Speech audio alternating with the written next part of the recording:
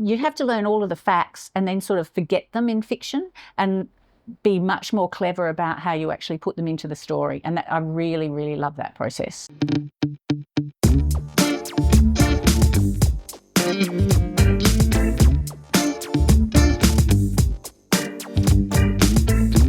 Hi, I'm Lainie Anderson. My new book, The Death of Dora Black, is out now with Hachette books. It's a cosy murder mystery. It's set in Adelaide in the summer of 1917. It's starring a new detective duo in Miss Cox and her sassy sidekick Ethel Bromley, who is like a little jiu-jitsu kicking junior constable. And they are charged with preventing immorality and protecting women and children from crime. And when a young woman is found dead on a beach in Glenelg, they sort of suspect foul play, but they're told to stay away from the investigation because detective work is men's work, of course, back in 1917. But when another woman goes missing, they really think that something sinister is afoot, so they delve into Adelaide's underbelly in a bid to solve the crime. So I first came across the story actually when I was twiddling my thumbs during lockdown in Adelaide at the start of COVID, and I came across a tweet that said, on this day, Fanny Kate Boadicea Cox was born in Moonta, which is a South Australian town, and she went on to become a pioneering policewoman in Adelaide. And I thought, oh, wow, that looks like she's worth investigating.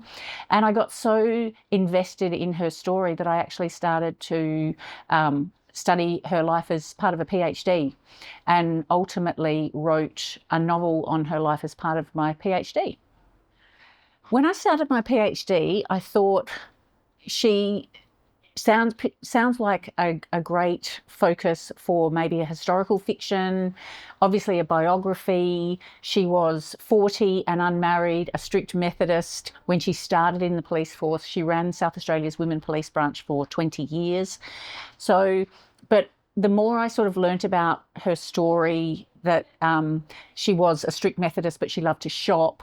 She loved a tight perm when perms came into fashion. I thought, this chick is a paradox. She carried a 5-foot cane. She was only 5'6". She would press her hands to the walls of the nearest church for divine inspiration. So everything was leading towards a murder mystery. So I ended up writing her life as a murder mystery. And really what I wanted to achieve was history by stealth with the book. So you're getting this rollicking crime, cosy crime, but you're also getting just walloped over the back of the head with history without really even knowing it. So you're learning about all this amazing South Australian history, and particularly celebrating women of World War I, because of course we always focus on the 60,000 young Australian men who died in the First World War, but women back home were just doing amazing things for the war effort that I think is really quite uncelebrated. Kate Cox started life as a policewoman, as I said, at the age of 40 in 1915. So I set the book in early 1917, so she'd only actually been in the police force for 13 months when she started. And I deliberately did that so that she was still pretty green.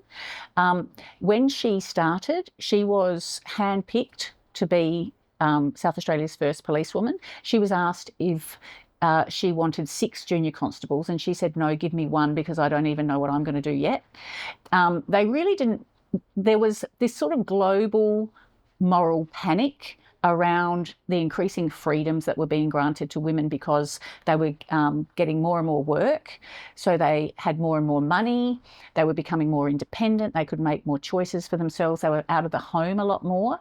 And around the world, there was this upswell of need and calling for women police to start not necessarily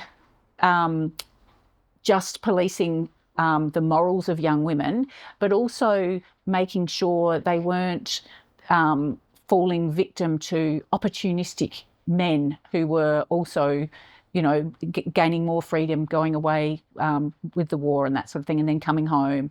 So Kate Cox and her women's police branch, they were employed and the distinction for South Australia was she was the first policewoman in the British Empire employed on the same salary and with the same powers of arrest as men.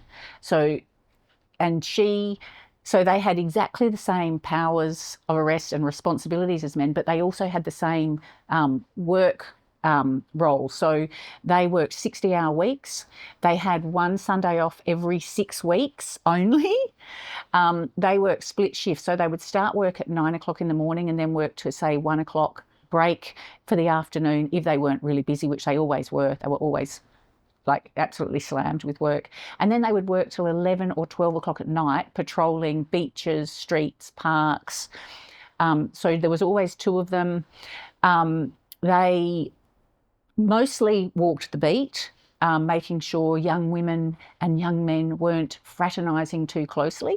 So Miss Cox in real life, she had a nickname, derisory nickname, 3 feet apart, because that's what she would sort of order young people when they were too close together, when she whacked them with her 5-foot cane. So in the book, I really don't deviate too much from what they were actually doing. So she cracked drug rings. She arrested deceptive clairvoyants who were preying on grieving wives and mothers of World War I soldiers. That actually all happened in real life. And so what I did, I just created a fictional overarching murder mystery that could sustain a plot for 80,000 words. But then through my PhD, my aim was to create a murder mystery and a work of fiction that could still do justice to a complex, significant character in South Australian history. So part of that was interweaving all of those real life cases within the overarching murder mystery plot, which always takes you forward, but you're getting to see what she actually did in real life. One of the things I learnt very early on when I was researching the book was that Adelaide, very luckily, has maintained all of its built heritage, or a lot of it is protected, but socially it was a different world. Like, it's only 100 years ago, and yet the rights of women were so dramatically different. Like, we think, the gender inequality is still pretty shocking today, but back in 1915, when she started, women had only just got automatic custody rights to their children when their husband died. They had no rights in terms of divorce. Men maintained all the financials, all the custody of their children. Men could divorce their wives on the grounds of adultery, but wives couldn't. And the husbands had all the rights over what religion a child would be, what school they went to, any sort of distribution of money and that sort of thing. So you sort of think about Kate Cox with a 5-foot cane yelling out 3 feet apart and whacking couples, but women had so few rights. And if you got pregnant in those days, you were either completely ostracised or you were forced to marry who you'd become pregnant to if you weren't already married. So, and 50% of all first babies born in Australia in that time were conceived outside of wedlock. So that was, a 5-foot cane was really one of her only ways of trying to protect young women from the worst decision of their lives. So there was so much that I learnt about women, and also it was women operated with these really informal old girls networks. They all knew one another. It was all sort of 1 degree of separation. And yet, like, their men were off running the war, and these women were banding together with Red Cross groups. South Australia alone had 369 Red Cross groups across the state. Women of Australia raised over £14 million for the war effort and to care for sick and injured returned soldiers. 14,000 Red Cross care packages were going overseas every month during the war. And we just don't know this stuff because the focus has always been on the male effort. And of course, I understand all of that, but it's great to be able to share some of this information with readers now. My first novel was Long Flight Home, which was an historical fiction based on another incredible South Australian story, and that was the first flight across the world, achieved in the shadow of World War One, and it was achieved by 3 South Australians and a young Victorian by the name of James Bennett, and they flew across the world in this open-air bomber from the First World War, when planes were still made of wood and wire and fabric. Navigation was basically a compass and looking over the side of an open cockpit and following a railway line or a coastline.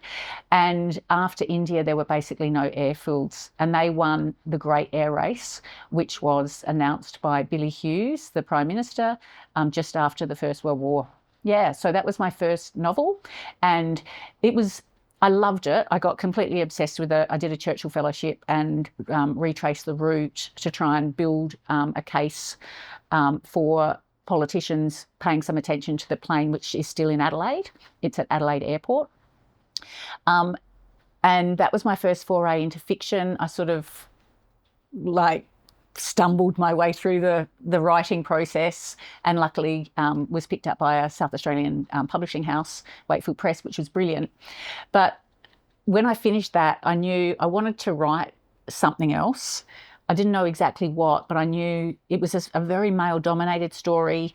And even though it was about South Australians, because it was a flight from England to Australia, most of it took place overseas. So I wanted to focus on that era, but in Adelaide with a female protagonist. So that's why when I saw that tweet about Fanny Kate Boadicea Cox, I mean, who could ignore a woman with that kind of name? I have written some non-fiction. I researched the history, because I'm a journalist, so I started work as a journalist back in the 80s when dinosaurs roamed the earth. I worked at the Herald Sun here for a while, at the Weekly Times here in Victoria, the Shepparton News, the Sunraysia Daily in Mildura. So I always wanted to work my way down to the Herald Sun when Jeff Kennett was Premier. I was doing state politics here. So non-fiction probably has always sat easier for me. And my first books actually were more, I wrote a history of all of the vineyards down in Coonawarra for Wynn's Coonawarra Estate. So that was my first sort of foray into more long-form writing. And then sort of life led me in the direction of historical fiction and now murder mysteries and cosy crime, which I just love because I can combine. It's really, you have to learn all of the facts and then sort of forget them in fiction and be much more clever about how you actually put them into the story. And I really, really love that process. I think when you're writing characters, there's always little bits and pieces that you're borrowing from, myself or people I know, because you can't really, I don't think, I'm not good enough yet to create a character without having a really clear picture in my mind. So even if it's just how someone looks or how someone dresses, but interestingly, Ethel Bromley is a complete work of fiction, but she has traits of some of the early policewomen that worked with Kate Cox. So there was one policewoman by the name of Daisy Curtis, and if she wore her hat sideways, they knew in the office that they were in for a sort of a fun day because she was completely unpredictable when she wore her hat sideways. So when people read the book, they'll remember that. And another one, there's a really famous story of Annie Ross, who was the first woman that Kate Cox worked with, and she was getting just put upon by a wharfie down at Port Adelaide on the docks, and she sort of knocked him to the ground with a Swiss jiu-jitsu move and held him by the throat with the dainty heel of her shoe. So I love that. So that was sort of a big inspiration for Ethel, being so sassy and, you know, willing to take on anything. Like Ethel never walks through a door when she can burst through it, and I love that. And it's almost Ethel's sort of who I wish I was. So, and you can sort of do that as well. You sort of think, how do I wish I would tackle some situations? And that's who it is. And Miss Cox, even though she sounds like she's very strict, and she was strict, she believed firmly in the second chance, but the third chance most definitely not. But she also had a very high EQ. Even though she was aloof, she was very empathetic. And she was such a paradox, and that's what she's sort of flawed, but you like her anyway. So, and I like that in her character. Because of my PhD, I absolutely binged crime. So I'm right into my crimes. I really love Richard Osman, the Thursday Murder Club. I got addicted to those. I just wish I was as successful as him. So, touch wood. I love historical fiction. I mean, Hannah Kent's books are just sublime. Lucy Treloar, Salt Creek, I love, and that had that lovely South Australian focus. I'm very nearly finished the second book in the Petticoat Police Mystery series. So Miss Cox and Ethel will be back in 2025, which is fantastic. I'm loving being back with them after having to finish off my PhD after I finished the first one. And yeah, it's just beautiful. I love introducing different Adelaide settings as we move through the books and different bits of quirky Adelaide history. Thank you so much for having me. It's been great.